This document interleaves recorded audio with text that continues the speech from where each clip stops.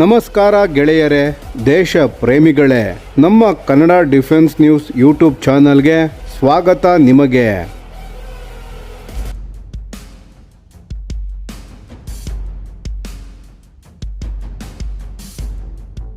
ಭಾರತದ ಮುಂದಿನ ತಲೆಮಾರಿನ airborne early warning and control ವಿಮಾನವಾದ ನೇತ್ರ MK2 ಈಗ ಒಂದು ಭಾರಿ ಸಾಮರ್ಥ್ಯ ವೃದ್ಧಿಗೆ ಸಜ್ಜಾಗಿದೆ. ಈ ಹೊಸ ವ್ಯವಸ್ಥೆಯಲ್ಲಿ ಭಾರತದ ಸ್ವದೇಶಿ ಉತ್ತಮ್ AESA ರಡಾರ್ ತಂತ್ರಜ್ಞಾನವನ್ನು ಆಧರಿಸಿದ ಹೊಸ ಮೂಗಿನ ಭಾಗದ AESA ರಡಾರ್ ಅನ್ನು ಅಳವಡಿಸಲಾಗುತ್ತಿದೆ. ಇದರ ಮುಖ್ಯ ಉದ್ದೇಶ ಏನು ಅಂದರೆ ಇಂದಿನ ಬಹುತೇಕ ಬ್ಯಾಲೆನ್ಸ್ ಬೀಮ್ ಎವಾಕ್ಸ್ ವಿಮಾನಗಳಲ್ಲಿ ಇರುವ ಮುಂಭಾಗದ ಬ್ಲೈಂಡ್ ಸ್ಪಾಟ್ ಸಮಸ್ಯೆಯನ್ನು ಸಂಪೂರ್ಣವಾಗಿ ನಿವಾರಿಸುವುದು. ಮೂಲಗಳ ಪ್ರಕಾರ ಈ ಹೊಸ ಸೆಕೆಂಡರಿ AESA ಅರ್ರೆ ಅಭಿವೃದ್ಧಿಗಾಗಿ ಈಗಾಗಲೇ ಟೆಂಡರ್ಗಳನ್ನು ಹೊರಡಿಸಲಾಗಿದೆ. ಈ ರಡಾರ್ ಅನ್ನು ನೇತ್ರ MK2 ವಿಮಾನದ ಮೂಗಿನ ಭಾಗದಲ್ಲಿ ಅಳವಡಿಸಲಾಗುತ್ತದೆ. ಈ ಹೊಸ ರಡಾರ್ ತೇಜಸ್ MK1A ಮತ್ತು ಭವಿಷ್ಯದ ತೇಜಸ್ MK2 ಯುದ್ಧ ವಿಮಾನಗಳಿಗಾಗಿ ಅಭಿವೃದ್ಧಿಪಡಿಸಲಾದ ಉತ್ತಮ್ AESA ರಡಾರ್ ತಂತ್ರಜ್ಞಾನವನ್ನು ಆಧರಿಸಿಕೊಂಡಿದ್ದರೂ ಇದರ ವಿನ್ಯಾಸವನ್ನು ಸಂಪೂರ್ಣವಾಗಿ ಏರ್ಬೋರ್ನ್ ಸರ್ವೆಲೆನ್ಸ್ ಮಿಷನ್ಗೆ ತಕ್ಕಂತೆ ವಿಶೇಷವಾಗಿ ಕಸ್ಟಮೈಸ್ ಮಾಡಲಾಗುತ್ತಿದೆ. ಉತ್ತಮ್ ರಡಾರ್ ನಲ್ಲಿ ಬಳಸಲಾಗಿರುವ ಗ್ಯಾಲಿಯಂ ನೈಟ್ರೈಡ್ ಅಥವಾ GAN ತಂತ್ರಜ್ಞಾನ ಮತ್ತು ಅದರ ಸಾಫ್ಟ್ವೇರ್ ಆರ್ಕಿಟೆಕ್ಚರ್ ಅನ್ನು ಇಲ್ಲಿ ಬಳಸಲಾಗುತ್ತಿದೆ. ಆದರೆ ಈ ಹೊಸ ರಡಾರ್ ನ ಭೌತಿಕ ವಿನ್ಯಾಸ ಹಾಗೂ ಕಾರ್ಯ ಪದ್ಧತಿ ಫೈಟರ್ ಜೆಟ್ ಗಳಿಗಿಂತ ಸಂಪೂರ್ಣ ವಿಭಿನ್ನವಾಗಿರುತ್ತದೆ. ಈ ರಡಾರ್ ನ ಪ್ರಮುಖ ಕೆಲಸ ಎಂದರೆ ವಿಮಾನದ ಮುಂಭಾಗದಲ್ಲಿ ಸುಮಾರು 60 ರಿಂದ 90 ಡಿಗ್ರಿಗಳವರೆಗೆ ನಿರಂತರ ನಿಗಾ ವಹಿಸುವ ಸಾಮರ್ಥ್ಯವನ್ನು ಒದಗಿಸುವುದು. ಸಾಮಾನ್ಯ ಬ್ಯಾಲೆನ್ಸ್ ಬೀಮ್ ಎವಾಕ್ಸ್ ವ್ಯವಸ್ಥೆಗಳಲ್ಲಿ ಸ್ಟೆಡ್ ಮೌಂಟೆಡ್ ರಡಾರ್ಗಳು ವಿಮಾನದ ನೇರ ಮುಂಭಾಗವನ್ನು ಸಂಪೂರ್ಣವಾಗಿ ಕವರ್ ಮಾಡಲು ಸಾಧ್ಯವಾಗುವುದಿಲ್ಲ. ಇದರಿಂದ ಒಂದು ಫ್ರಂಟಲ್ ಬ್ಲೈಂಡ್ ಸ್ಪಾಟ್ ಉಂಟಾಗುತ್ತದೆ. ಆದರೆ ನೇತ್ರ MK2 ನ ಹೊಸ ಮೂಗಿನ AESA ರಡಾರ್ ಈ ಸಮಸ್ಯೆಯನ್ನು ಸಂಪೂರ್ಣವಾಗಿ ನಿವಾರಿಸಲಿದೆ. DRDOದ ದಾಖಲೆಗಳಲ್ಲಿ ಈ ಹೊಸ ರಡಾರ್ಗೆ ಸೆಕೆಂಡರಿ AESA ಅರ್ರೆ ಅಥವಾ 4 ಅರ್ರೆ ಎಂದು ಕರೆಯಲಾಗುತ್ತಿದೆ. ಈ ರಡಾರ್ ಈಗಾಗಲೇ ನೇತ್ರ MK2 ನಲ್ಲಿ ಅಳವಡಿಸಲಾಗಿರುವ ದೊಡ್ಡ side looking balance beam radar ಗಳ ಜೊತೆ ಸೇರಿ ಕಾರ್ಯನಿರ್ವಹಿಸುತ್ತದೆ. ಇದರಿಂದ ವಿಮಾನದ ಸುತ್ತಮುತ್ತ ಬಹಳ ಹೆಚ್ಚು ನಿರಂತರ ಹಾಗೂ ಸೀಮ್ಲೆಸ್ ರಡಾರ್ ಕವರೇಜ್ ಅನ್ನು ಸೃಷ್ಟಿಯಾಗಲಿದೆ. ನೇತ್ರ MK2 ಅನ್ನು ಏರ್ಬಸ್ A321 ವೇದಿಕೆಯನ್ನು ಆಧರಿಸಿ ನಿರ್ಮಿಸಲಾಗುತ್ತಿದೆ. ಈ ದೊಡ್ಡ ವಿಮಾನದ ವೇದಿಕೆ ತೇಜಸ್ ನಂತಹ ಯುದ್ಧ ವಿಮಾನಗಳಿಗಿಂತ ಬಹಳ ಹೆಚ್ಚು ಒಳಾಂಗಣ ಜಾಗ, ವಿದ್ಯುತ್ ಉತ್ಪಾದನಾ ಸಾಮರ್ಥ್ಯ ಹಾಗೂ ಕೂಲಿಂಗ್ ಸಾಮರ್ಥ್ಯವನ್ನು ಒದಗಿಸುತ್ತದೆ. ಇದೇ ಕಾರಣದಿಂದ ಈ ಹೊಸ ರಡಾರ್ ಅತ್ಯಂತ ಉನ್ನತ ಮಟ್ಟದ ಕಾರ್ಯಕ್ಷಮತೆಯನ್ನು ನೀಡಲಿದೆ ಎಂದು ನಿರೀಕ್ಷಿಸಲಾಗಿದೆ. ಮೂಲಗಳ ಪ್ರಕಾರ ಈ ಮೂಗಿನ ಭಾಗದ AESA ರಡಾರ್ ನಲ್ಲಿ ಸುಮಾರು 700 ರಿಂದ 800 ಟ್ರಾನ್ಸ್ಮಿಟ್ ರಿಸೀವ್ ಮಾಡ್ಯೂಲ್ಗಳು ಅಥವಾ TRM ಗಳನ್ನು ಅಳವಡಿಸಲಾಗುತ್ತದೆ. ಇದು ತೇಜಸ್ MK1A ನಲ್ಲಿ ಬಳಸಲಾಗುತ್ತಿರುವ ಉತ್ತಮ್ AESA ರಡಾರ್ ಮಟ್ಟದ ತಂತ್ರಜ್ಞಾನಕ್ಕೆ ಸಮಾನವಾಗಿರುತ್ತದೆ. ಉತ್ತಮ್ ರಡಾರ್ ನಲ್ಲಿ ಸುಮಾರು 700 ರಿಂದ 780 TRM ಗಳನ್ನು ಬಳಸಲಾಗುತ್ತಿದೆ ಎಂದು ನಂಬಲಾಗಿದೆ.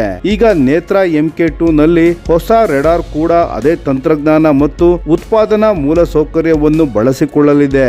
ಈ ರಡಾರ್ ನ ಆಕಾರ ಏರ್ಬಸ್ A321 ವಿಮಾನದ ಮೂಗಿನ ವಿನ್ಯಾಸಕ್ಕೆ ತಕ್ಕಂತೆ ವೃತ್ತಾಕಾರ ಅಥವಾ ಸ್ವಲ್ಪ ಎಲಿಪ್ಟಿಕಲ್ ವಿನ್ಯಾಸದಲ್ಲಿ ಇರಲಿದೆ. DRDOನ ಉದ್ದೇಶ ಏನು ಅಂದರೆ ಉತ್ತಮ್ ರಡಾರ್ನ ತಂತ್ರಜ್ಞಾನವನ್ನು ಮರುಬಳಕೆ ಮಾಡುವ ಮೂಲಕ ಅಭಿವೃದ್ಧಿ ಸಮಯವನ್ನು ಕಡಿಮೆ ಮಾಡುವುದು ಹಾಗೂ ಉತ್ಪಾದನಾ ವೆಚ್ಚ ಮತ್ತು ನಿರ್ವಹಣಾ ವೆಚ್ಚವನ್ನು ಇಳಿಸುವುದು.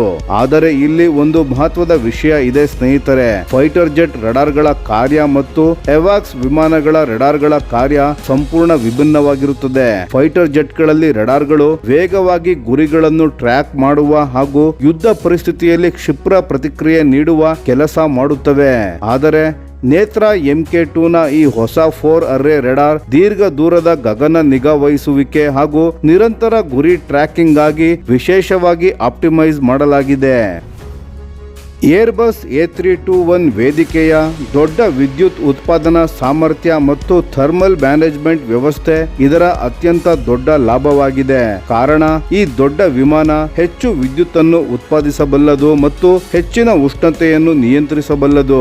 ಇದರಿಂದ 700ಕ್ಕೂ ಹೆಚ್ಚು TRM ಹೊಂದಿರುವ ಈ AESA ರೆಡಾರ್ ಹೆಚ್ಚಿನ ಪವರ್ ಲೆವೆಲ್ನಲ್ಲಿ ಹೆಚ್ಚು ಸಮಯ ಕಾರ್ಯನಿರ್ವಹಿಸಬಹುದು. ಇದರ ಪರಿಣಾಮವಾಗಿ ಈ ರೆಡಾರ್ ಸುಮಾರು 175ರಿಂದ 200 ಕಿಲೋಮೀಟರ್ ದೂರದಲ್ಲಿ ಫೈಟರ್ ಗಾತ್ರದ ಗುರಿಗಳನ್ನು ಪತ್ತೆ ಹಚ್ಚುವ ಸಾಮರ್ಥ್ಯ ಹೊಂದಿರಲಿದೆ ಎಂದು ಹೇಳಲಾಗುತ್ತಿದೆ. ಇದು ನೇತ್ರ MK2ಗೆ ಅತ್ಯಂತ ಬಲವಾದ ಫಾರ್ವರ್ಡ್ ಸರ್ವೆಲೆನ್ಸ್ ಸಾಮರ್ಥ್ಯ ನೀಡಲಿದೆ. ಹೈ ಸ್ಪೀಡ್ ಏರ್ ಆಪರೇಷನ್ಗಳು ಮತ್ತು ಸಂಕೀರ್ಣ ವಾಯು ಯುದ್ಧ ಪರಿಸ್ಥಿತಿಗಳಲ್ಲೂ ಗುರಿಗಳನ್ನು ನಿರಂತರವಾಗಿ ಟ್ರ್ಯಾಕ್ ಮಾಡಲು ಇದು ಬಹಳ ಸಹಾಯ ಮಾಡಲಿದೆ. ಈ ಸಂಪೂರ್ಣ ವ್ಯವಸ್ಥೆಯ ಪ್ರಮುಖ ಹೃದಯವೇ DRDOನ ಸೆಂಟರ್ ಫಾರ್ ಏರ್ಬೋರ್ನ್ ಸಿಸ್ಟಮ್ಸ್ ಅಥವಾ ಕ್ಯಾಬ್ ಅಭಿವೃದ್ಧಿಪಡಿಸುತ್ತಿರುವ ಮಾಸ್ಟರ್ ಮಿಷನ್ ಕಂಪ್ಯೂಟರ್. ಈ ಮಿಷನ್ ಕಂಪ್ಯೂಟರ್ ಮೂಗಿನ AESA ರೆಡಾರ್ ಮತ್ತು ಸೈಡ್ ಮೌಂಟೆಡ್ ಬ್ಯಾಲೆನ್ಸ್ ಬೀಮ್ ರೆಡಾರ್ಗಳಿಂದ ಬರುವ ಮಾಹಿತಿಯನ್ನು ಒಟ್ಟಿಗೆ ಸಂಯೋಜಿಸುತ್ತದೆ. ಈ ಪ್ರಕ್ರಿಯೆಯನ್ನು ಟ್ರ್ಯಾಕ್ ಟು ಟ್ರ್ಯಾಕ್ ಫ್ಯೂಷನ್ ಎಂದು ಕರೆಯಲಾಗುತ್ತದೆ.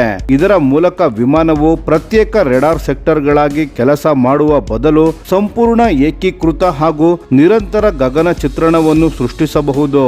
ಇದು ಗುರಿ ಗುರುತಿಸುವಿಕೆಯ ನಿಖರತೆಯನ್ನು ಹೆಚ್ಚಿಸುವುದರ ಜೊತೆಗೆ ಟ್ರ್ಯಾಕಿಂಗ್ ನಿರಂತರತೆಯನ್ನು ಸುಧಾರಿಸುತ್ತದೆ ಮತ್ತು ಶತ್ರುಗಳ ಚಲನೆಗಳನ್ನು ಹೆಚ್ಚು ಪರಿಣಾಮಕಾರಿಯಾಗಿ ನಿರ್ವಹಿಸಲು ಸಹಾಯ ಮಾಡುತ್ತದೆ. ಈ ಹೊಸ ಫಾರ್ವರ್ಡ್ AESA ರೆಡಾರ್ ಸೇರ್ಪಡೆ ಭಾರತದ ಸ್ವದೇಶಿ ಏರ್ಬೋರ್ನ್ ಸರ್ವಿಲೆನ್ಸ್ ವ್ಯವಸ್ಥೆಯಲ್ಲೊಂದು ದೊಡ್ಡ ಮೈಲುಗಲ್ಲು ಎಂದು ಪರಿಗಣಿಸಲಾಗುತ್ತಿದೆ. ಸಾಂಪ್ರದಾಯಿಕ ಬ್ಯಾಲೆನ್ಸ್ ಬೀಮ್ ಎವಾಕ್ಸ್ ವ್ಯವಸ್ಥೆಗಳಲ್ಲಿ ಮುಂಭಾಗ ಮತ್ತು ಹಿಂಭಾಗದ ಕವರೇಜ್ ಸಮಸ್ಯೆಗಳು ಸಾಮಾನ್ಯವಾಗಿದ್ದವು. ಆದರೆ ಈಗ ನೇತ್ರ MK2 ನಲ್ಲಿ ಪ್ರತ್ಯೇಕ 4 ಅರ್ರೇ ಅಳವಡಿಸುವ ಮೂಲಕ ಭಾರತವು ವಿಶ್ವದ ಅತ್ಯಾಧುನಿಕ ಎವಾಕ್ಸ್ ವೇದಿಕೆಗಳಿಗೆ ಸಮೀಪಿಸುವ ಪ್ರಯತ್ನ ಮಾಡುತ್ತಿದೆ.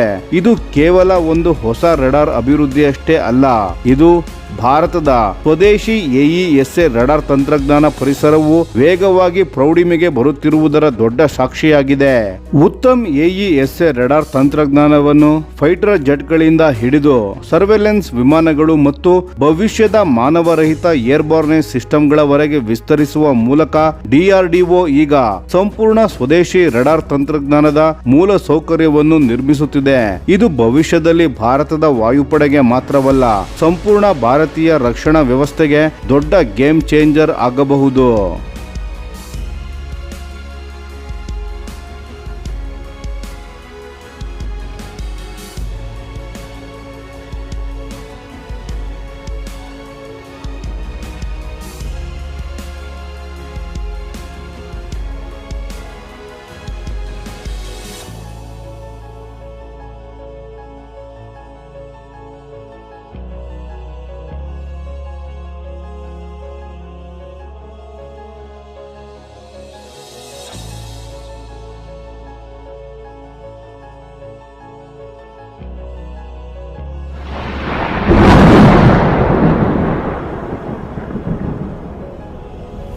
ಈ ವಿಡಿಯೋ ನಿಮಗೆ ಇಷ್ಟವಾಗಿದ್ದರೆ ಲೈಕ್ ಮಾಡಿ ಮತ್ತು ನಮ್ಮ ಚಾನೆಲ್ ಅನ್ನು ಸಬ್ಸ್ಕ್ರೈಬ್ ಮಾಡಿ ಹಾಗೂ ಬೆಲ್ ಐಕಾನ್ ಒತ್ತಿ.